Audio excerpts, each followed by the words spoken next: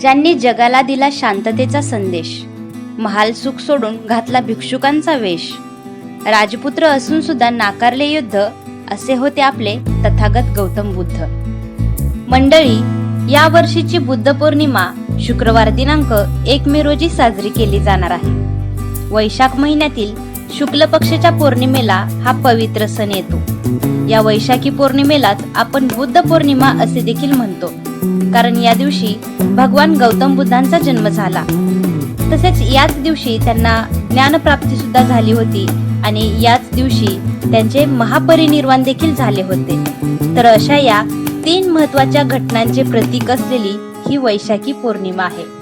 भगवान गौतम बुद्धांनी संपूर्ण जगाला शांततेचा संदेश दिला. या दिवशी लोक मंदिरात जाऊन बुद्धांच्या मूर्तीवर फुले अगरबत्ती अर्पण करतात आणि ध्यान करतात.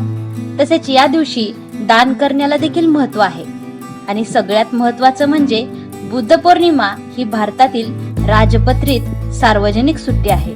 त्यामुळे या दिवशी सरकारी कार्यालये आणि बँक बंद राहतात. बुद्ध विचार आहे, दुराचार नाही.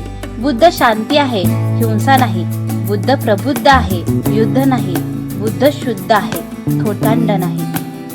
तुम्हाला व तुमच्या परिवाराला बुद्ध पौर्णिमेच्या मनपूर्वक शुभेच्छा.